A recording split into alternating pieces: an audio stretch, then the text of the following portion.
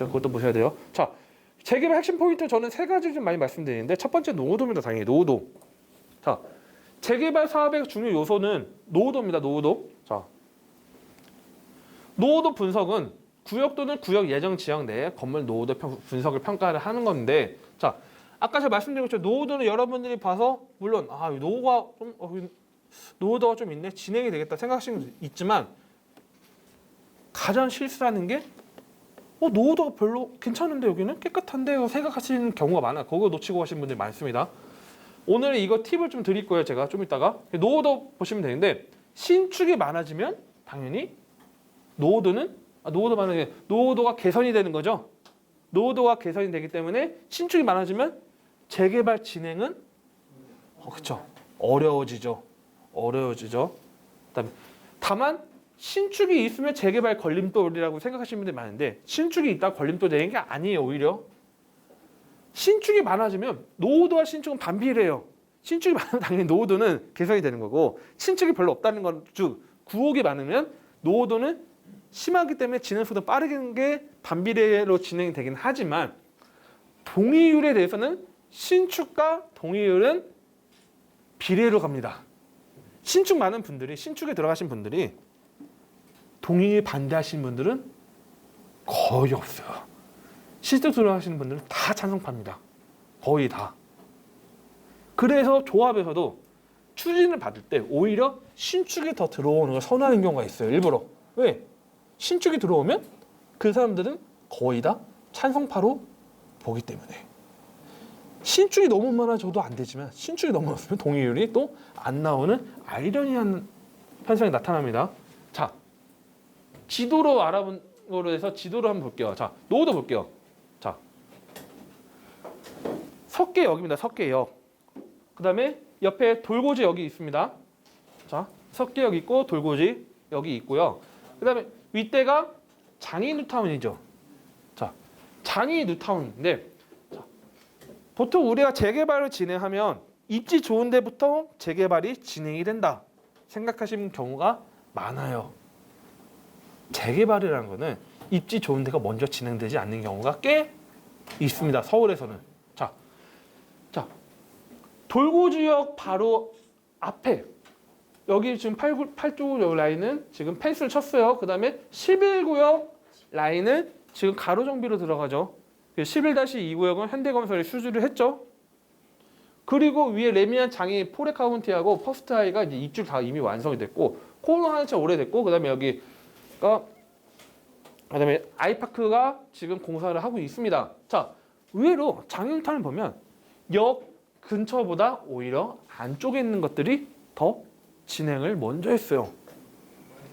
왜 그러냐면 서울의 재개발의 많은 특징들이 뭐냐면 당시에 뉴타운이 진행될 때 역 근처에 있는 분들은 저는 이런 표현입니다. 자만감이 좀 있었습니다. 왜? 안쪽에 있는 게 먼저 되고 나서 결과물이 나올 거 아니에요.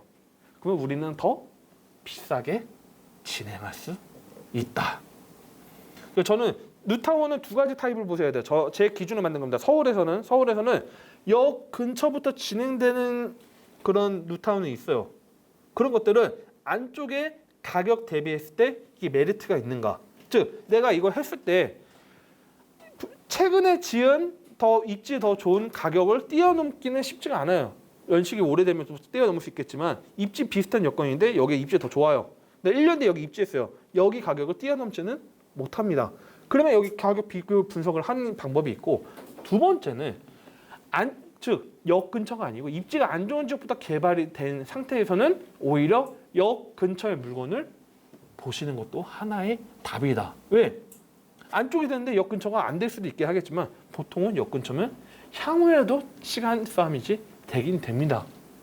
자, 싱글 뉴타운 신풍역 바로 앞에 레미안 S팀이 있어요. 대장주 아파트죠.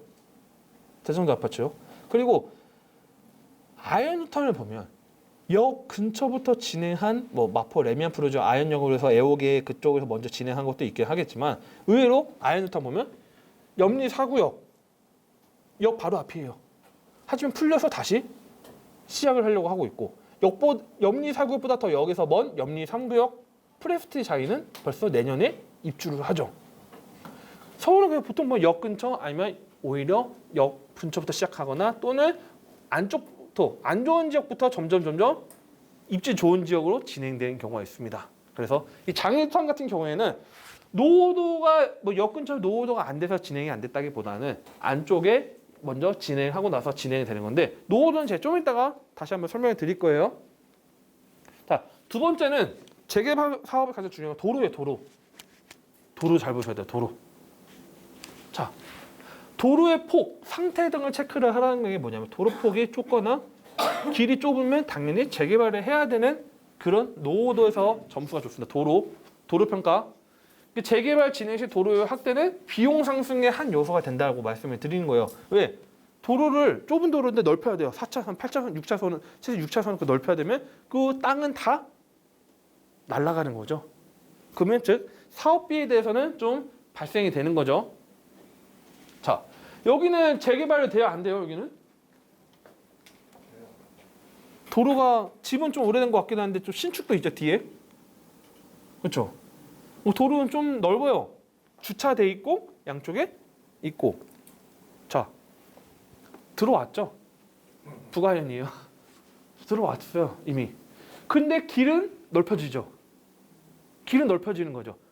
자, 여기서 더 뒤로 더 후퇴해서 물론 공개 녹지도 있어야 되고 녹지 공간도 있어야 되니까 땅은 더 뺏기겠지만 도로가 더 넓어져야 되는 그런 요소들을 제가 말씀을 드리는 겁니다.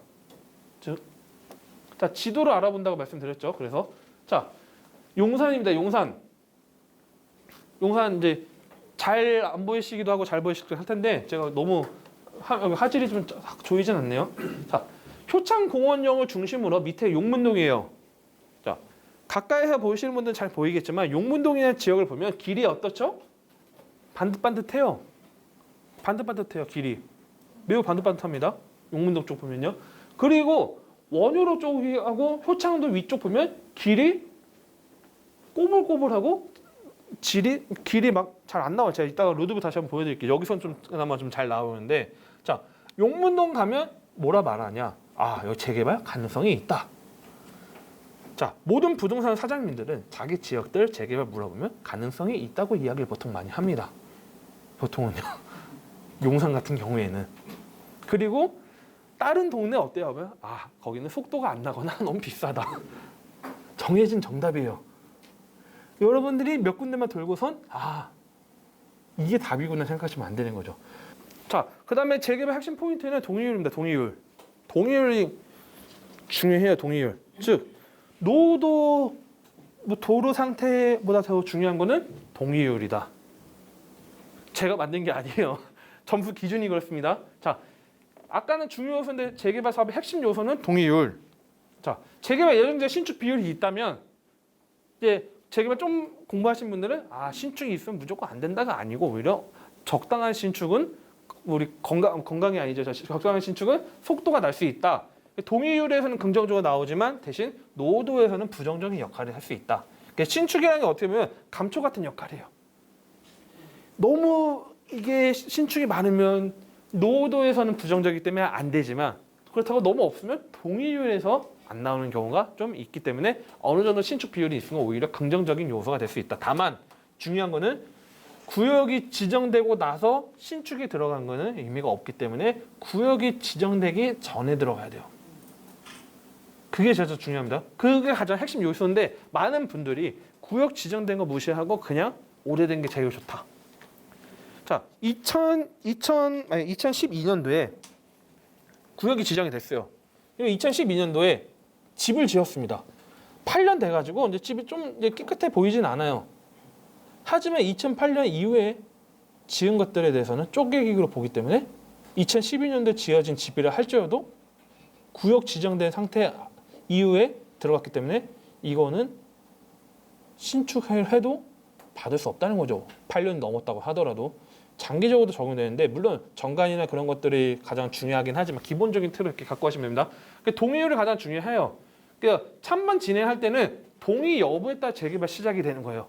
노후도가 아무리 있고 도로 상태가 안 좋아도 동네 주민들이 하기 싫어하면 정부에서 억지로 시키지 않습니다. 왜? 예전처럼 막 밀어붙여서 뭐 나가서 살라 뭐 그렇게 못해요. 지금 시기에는 동의가 가장 중요합니다. 재개발 쉽게 하는 방법 두 가지입니다. 쉬워요. 이건 다 아는 내용이에요. 속도 빠른 물건 사세요. 불안하면. 근데 속도 빠른 약은 당연히 가격이 비싸요. 어떤 누구도 싸게 안 내놓습니다. 그리고 내놓는다 하더라도 뭐 부동산 돌아서 나 한번 찾아봐야지. 청파동 갔어요. 예를 들어서. 물건 싸게 나온 거 있으면 꼭 연락 주세요. 20군데 돌아다녀요. 아니 예를 들어서. 진짜 싸게 나왔어요. 부동산 사장님이 어떻게 할까요? 그걸? 맞아요. 정답이에요. 예. 첫 번째 본인이 가져갑니다. 두 번째 본인의 지인한테 이야기를 하고. 세 번째 그러한 손님들은 친한 손님한테 먼저 우선적으로 제공을 해요. 여러분한테 돌아가는 거는 좋은 것들 거의 안 돌아간다 봐야 돼요. 싸게 내는 것도 나오지도 않지만 확률적으로요. 자, 정해진 답이에요. 가능성 있는 물건 매입을 한 거는 다만 시간적 여유가 필요하죠. 자, 너무 급해요. 나는 한 빨리빨리 결과 나오면 좋겠어. 그러면 가능성 있는 물건 들어가면 당연히 속이 타 들어가겠죠. 대신 돈은 상대적으로 적게 들어가겠죠. 속도 빠른 것보다는.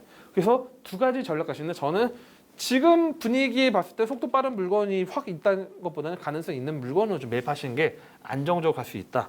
좀 답을 드리고 있습니다.